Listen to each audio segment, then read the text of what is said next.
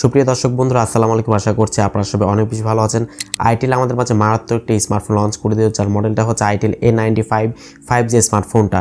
এই স্মার্টফোনটা মাত্র 10,000 টাকা প্রাইস সেগমেন্টের মধ্যে যা কনফিগারেশন অফার করছে তা জানলে কিন্তু রীতিমতো আপনি আমার মতো একদম অবাক হয়ে যাবেন। ফোনটাতে ব্যবহার করা হয়েছে 6.6 ইঞ্চি সাইজের HD+ resolution IPS LCD panel, MediaTek Dimensity 6300 এর একটি মোস্ট পাওয়ারফুল গেমিং চিপসেট, যেটা হচ্ছে একটি 5G চিপসেট। ব্যাক সাইডে 50 মেগাপিক্সেলের ক্যামেরা সুবিধা, 5000 mAh বিশাল ব্যাটারি সাথে থাকছে, 18 ওয়াট চার্জিং সুবিধা, আরো থাকছে উল্লেখযোগ্য ফিচার। তো itel A95 5G smartphone exactly আপনার জন্য কেমন হবে, ফোনটা দিয়ে কেমন গেমিং পারফরম্যান্স পাবেন, সমস্ত কিছু আজকের এই ভিডিওতে আলোচনা করার চেষ্টা করব। অবশ্যই ভিডিওটি আপনারা প্রথম থেকে শেষ পর্যন্ত ওয়াচ করবেন। ভিডিওটি শুরু করার আগে আপনি যদি এখনো পর্যন্ত আমাদের পরিবারের সদস্য না হয়ে থাকেন তো সাবস্ক্রাইব করে বেল বাটনটা অল সেট করবেন পরবর্তী প্রত্যেকটা ভিডিওর আপডেট সবার আগে পাওয়ার জন্য।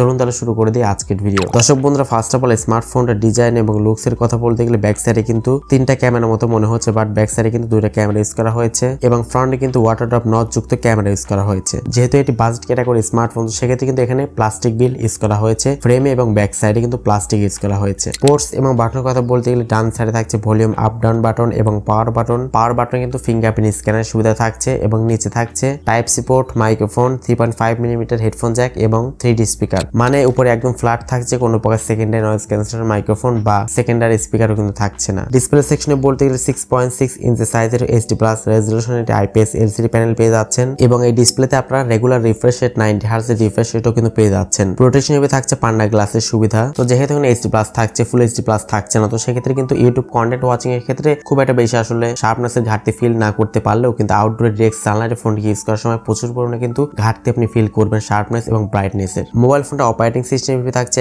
Android 14 এর সুবিধা। চিপসেট হিসেবে থাকছে মিডিয়াটেক Dimensity 6300 এর একটি 5G চিপসেট ইউজ করা হয়েছে। মিডিয়াটেক Dimensity 6300 এটি কিন্তু মোটামুটি ক্যাপেবল একটি চিপসেট। যারা আসলে ফ্রি ফায়ার গেমসটি খেলতে চান তারা কিন্তু অনায়াসে খেলতে পারবেন। সো যারা আসলে ফ্রি ফায়ার লাভার রয়েছেন তারা কিন্তু এই স্মার্টফোনটা দেখতে পারেন, যথেষ্ট ভালোভাবে কিন্তু ফ্রি ফায়ার গেমসটি খেলা যাবে। মোবাইল ফোনটা সম্ভবত দুটো র্যাম ভেরিয়েন্ট পেয়ে যাবেন, সেটা হচ্ছে 6GB RAM 128GB internal storage এবং 4GB RAM 128GB internal storage. এই দুটো ভেরিয়েন্টে স্মার্টফোনটা আপনারা পেয়ে যাবেন। ক্যামেরা সেকশনে বলতে গেলে ব্যাক সাইড থাকছে দুইটা ক্যামেরা। মেইন ক্যামেরা হচ্ছে 50 মেগাপিক্সেল, সেকেন্ড ক্যামেরা হচ্ছে 2 মেগাপিক্সেল, এটি ডেপথ সেন্সর ইউজ করা হয়েছে। ফ্রন্টে থাকছে 8 মেগাপিক্সেল একটি ক্যামেরা। ক্যামেরা নিয়ে আসলে এত ইনডেপথে গেলাম না, যেহেতু এখনো পর্যন্ত ফোনটা আপকামিং রয়েছে। স্ক্রিনে দেওয়া ফটো স্যাম্পল করে দেখে নিতে পারেন ফোনটা ক্যামেরা পারফরম্যান্স কেমন। এছাড়াও ফোনটিতে থাকছে লাউড স্পিকার, 3.5mm হেডফোন জ্যাকের পাশাপাশি USB Type-C পোর্টের সুবিধা পেয়ে যাচ্ছেন এবং স্মার্টফোনের সিকিউরিটি হিসেবে সাইড মাউন্টেড ফিঙ্গারপ্রিন্ট স্ক্যানার সুবিধা পেয়ে যাচ্ছেন। তো এট লাস্ট স্মার্টফোনের ব্যাটারি নিয়ে বলতে গেলে ফোনটা ব্যাটারি সেকশন ইউজ করা হয়েছে 5000 mAh এটি ম্যাসিভ ব্যাটারি সেটআপ এবং বক্সের সঙ্গে পেয়ে যাচ্ছেন 10 ওয়াট অথবা 18 ওয়াট চার্জিং সুবিধা। 5000 mAh দেওয়াতে অবশ্যই ভালো পরিমাণের চার্জ ব্যাকআপ এখান থেকে আপনার অনায়াসে পেয়ে যাবেন, যেহেতু খুব একটা বেশি ভালো কোনো কনফিগারেশন এখানে নেই। তো সেক্ষেত্রে কিন্তু ব্যাটারি বার্ন কিন্তু খুব একটা বেশি হবে না,